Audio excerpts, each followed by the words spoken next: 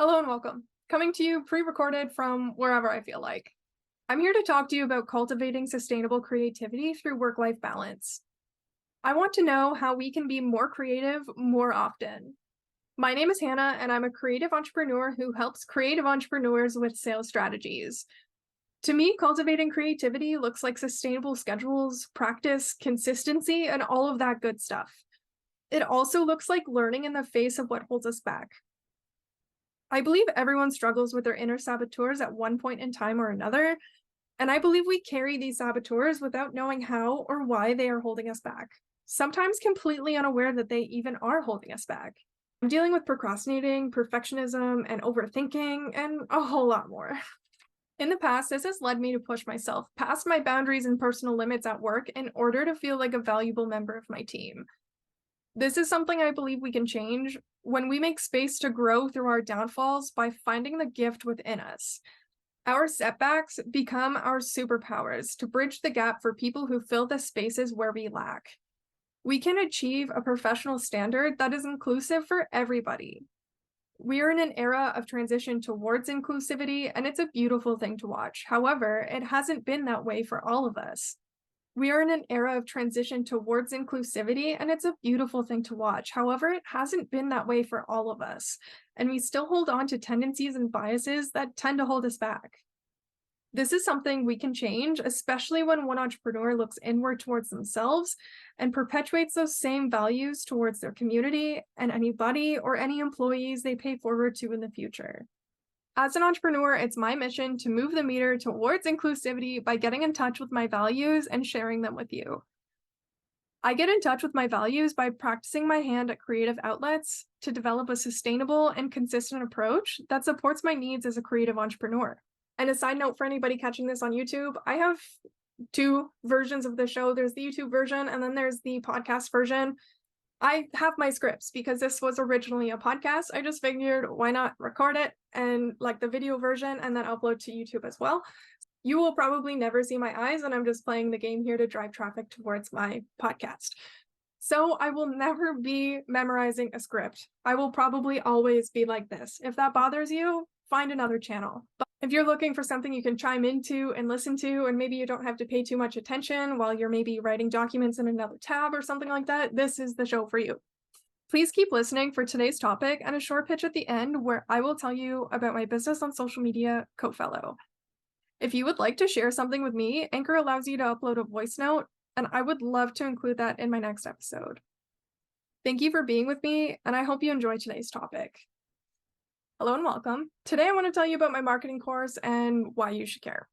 As always, I have my scripts. I'm not here to memorize scripts, so you probably won't catch my eyes until the end, but I'll see you then. Hello and welcome. Today I thought I'd tell you about my marketing course and why you should care about it. This is for creative entrepreneurs at beginner and intermediate levels in their business. If this is not you, you can skip this episode. If you would like to stick around to support me, send this to a creative entrepreneur in your life. First, I'll tell you how I define creative entrepreneurship, then what makes my course tailored to creatives, and how it helps creatives, and finally, why you should care about all this jazz. Creative entrepreneurs are first and foremost creative people. Creativity is a lifestyle that typically oscillates between high inspiration, lots to do, lots to make, people to see, and also drought. There's creativity in everything that I do. I'm a painter at heart, and I find a creative process in everything. Things like cooking, nature walks, even my relationships, owning and operating a business, to name a few things. Creatives are passionate people. They charge headfirst towards their ideas, occasionally bulldozing past the planning phases, learning as they go, and getting stuck when they hit an unforeseen roadblock. Unforeseen because of the lack of planning. Creatives are also notoriously sensitive people. These roadblocks of things not working out on their project can translate to a disconnect from their inspiration, a disconnect from play, a disconnect from their why, a disconnect from the world around them.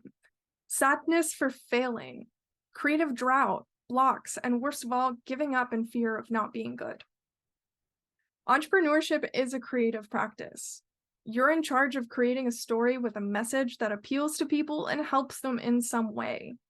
Entrepreneurship is a creative practice when things aren't working out, when you don't automatically sell out, and when people aren't lining up for you.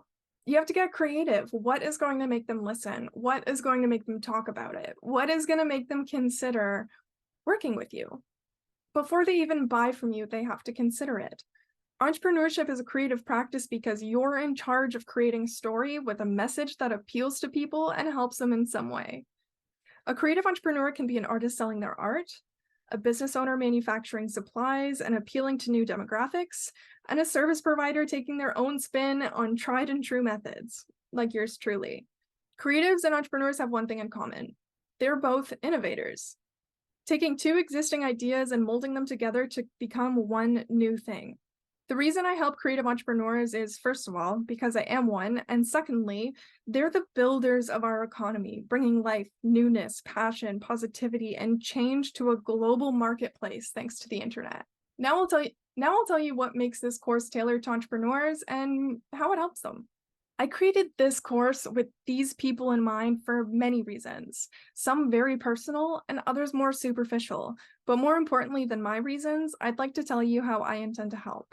Entrepreneurs in beginner and intermediate stages who aren't seeing results from their work are missing some necessary business foundations to see evidence of their hard work.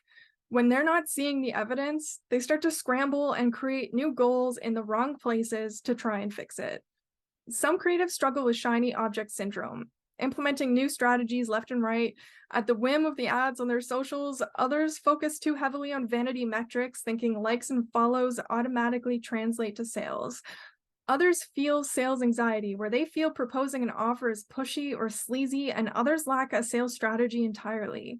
I help creatives comb through their marketing plan to build a sales strategy, a system for testing and collecting data from their campaigns, an intuitive approach to sales where you're not pushing your offer onto people, but rather warming them up to be ready to receive your offer.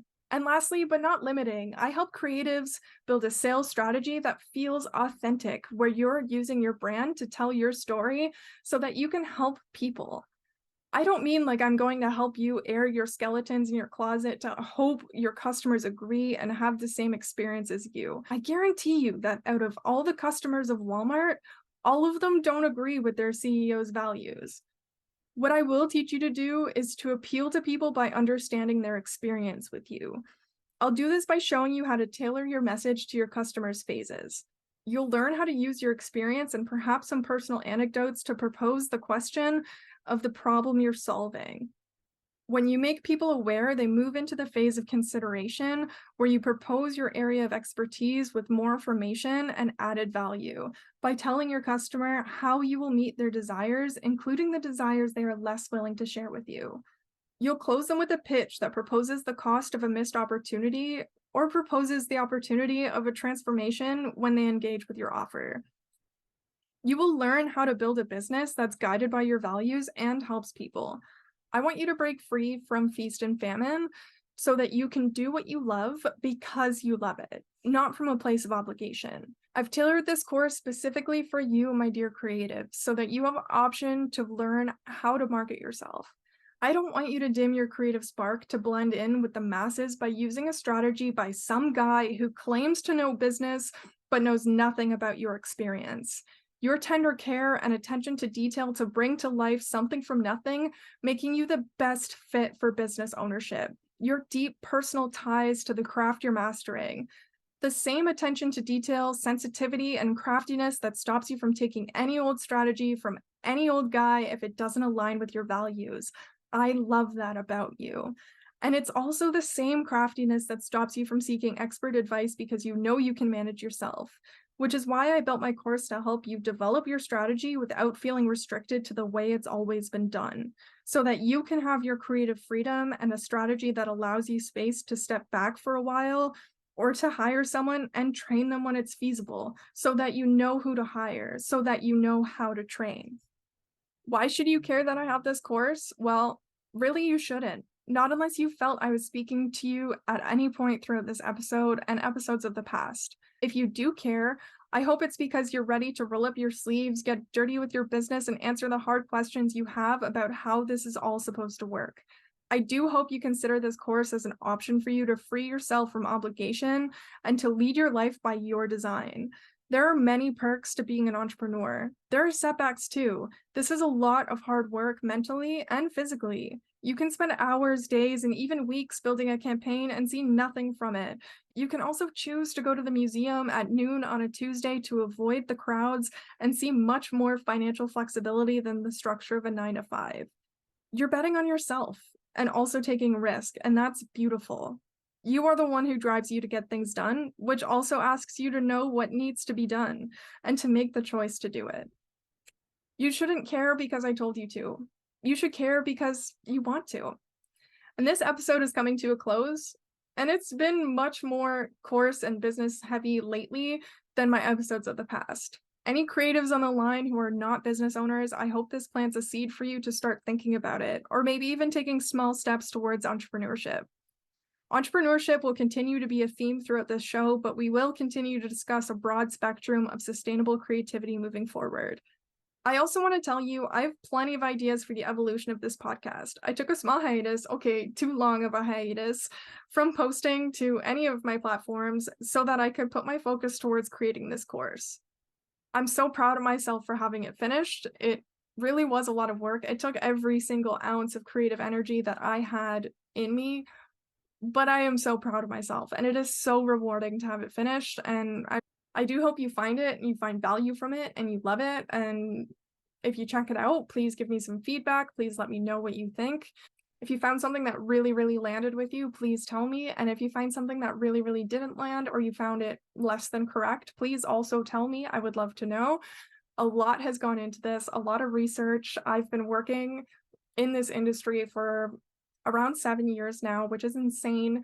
It's really been a collection of all of the knowledge that I've built over these past 7 years within social media, within marketing as a whole, within digital marketing. Like, they kind of all blend together in a way. I really just wanted to demystify some of the confusion within the industry of what it is that you need to do and what a good strategy looks like. And even honestly, what is a strategy? Because a lot of the time people think if you are just posting to your socials and scrambling to get 7 days a week of worth of content on your Instagram, that is automatically going to convert to sales. And if it doesn't, then you're just not doing it right. You need to double down. Maybe Instagram isn't it. Maybe it's not there. Maybe it's somewhere else, but you also need to be pacing yourself and giving yourself enough time to test and giving yourself just a step-by-step action plan so that you can actually try these things out and leave it enough time so that you can see some results and only move on if it makes sense to do so. You don't want to be that person who puts yourself on YouTube and then doesn't grow, keeps posting, doesn't grow, keeps posting, gives up, and then blows up 2 years later when they weren't there to see their progression. They weren't there to reap those rewards or keep it going. So their videos blew up, but they stopped creating. They moved on. And, entrepreneurship, as I said, it is a challenge. It is a risk. It's tricky. You have to be willing to bet on yourself. You have to be able to take a risk. You have to also be able to judge your circumstances to know, do I need to get a part-time job to support me while I do this? Do I need a full-time job and push this to the side so that I can make sure that my responsibilities are still being met, so that I'm not falling behind on my bills? Being an adult's hard. It sucks, but if you want to make your dreams happen, you have to be willing to take it however the universe is willing to give it to you. If it's a hobby and a side hustle, that is fine. Maybe it won't be one day. If it's a big booming business right off the bat, great. You were ready for it. If you're someone like me and you fall somewhere in the middle where it's gone back and forth between being a side hustle and being your full-time gig, it's challenging to wrap your mind around it. It feels like you're giving up on your dreams when you're getting a part-time job, but you're not giving up your dreams. You're funding your dreams, and your dreams need funding. You need to get there. So your gut knows better in that moment. And as an entrepreneur, at least me, sometimes I feel like I'm at a battle between my gut and my heart, and that I feel like, my gut is telling me, like, do this because this is important, blah, blah, blah, blah, blah. But then my heart is always bringing me back to, this was the dream. This is the goal. This is the why. And in my course, I actually talk a lot about why versus how. And I think that's a very important conversation as entrepreneurs to have, is Why do we do things? It is so important to have that why and that answer that you have to a big question in your heart to say, why do I do this every day? That is so important, but I think we put too much emphasis on it. There's a famous philosopher, dead or alive, some point in time, I really don't know, but he said, when one has a big why to live by, you can conquer any how. And there is a lot of truth to that statement. You need to know why you get up and do things every day. That is your motivator. That is the thing, that's the commitment to your heart that you made, why it is important to accomplish something. But on a day-to-day basis, we are not always asking that why. We are actually asking how. How do I get this done? What is the best course of action? And you can ask yourself many hows. You can ask yourself, how do I do this? And you can come up with a plan, and then you can flop on that plan and you have to think of another how. It's important to have that inner dialogue of what's working and what isn't, but that comes from your gut. Your gut tells you, this is how. It gives you the direct, this is my instinct. Whereas your heart is your voice of inspiration, your place for connection, for commitment, for motivation, for dedication. Your heart's voice is what you lean on when you can't distinct what your gut is telling you. If you don't know how, if your gut's telling you go 6 different ways, then you lean on that heart. Both why and how kind of live concurrently, where they're relying on each other to get things done. So if you have a business, if you're a creative person and you're starting a business, you're thinking about it, please check out what I've got to offer. I would really love if you did that. And even more than check it out, buy it. If you are one of these people who is a creative, who is putting things out there, and maybe you're not even getting recognized, just know that I see you and that I appreciate you, and that even if you are not reaping the rewards from your hard work, if your art is not being seen, that it is still important to make, that it is still worth it to tell your story. To those of you who are considering doing my course, thank you. I hope that you do trust me enough to let me help you tell your story. I just hope that we all succeed. Thank you for listening to me ramble. Thank you for being here. Yeah, thank you. Have a nice day. Thank you so much for listening, and I do hope you subscribe. I have various platforms to support both Procrastination Station and my business co-fellow. Please check the description to keep in touch wherever you spend your time. As promised, here's a short pitch about my business co-fellow. It's my mission to help creative entrepreneurs break free from feast and famine, to put an end to the term starving artist, and to help you free yourself from operating out of obligation. That's a pretty big promise, I know. I've created a course to help creative entrepreneurs practice sustainable creativity and to create a sales strategy that feels authentic. I work with creatives at the beginner and intermediate level of business to dive deep into your business foundations to create a marketing strategy that appeals to your audience by making them I work with creatives at the beginner and intermediate levels of business to dive deep into your business foundations to create a marketing strategy that appeals to your audience by making them aware of the problem you solve, how your product fits into their lifestyle, and how you intend to transform their problem with your solution. Throughout the course, we discuss things like collaboration over competition, content marketing, scheduling, selling with your values, setting yourself up for the future, testing, collecting data, positioning yourself, and leveraging your audience into customers, and a lot more. It's my mission to play just as hard as I work. I hope to pay that forward to you by leading by example, connecting with people's stories, and sharing my stories. If you're a creative entrepreneur, this is my love letter to you. Thank you so much for being here. Subscribe to my email list for release dates. Check out my socials and maybe follow along so that I can keep doing this, and I will catch you next time.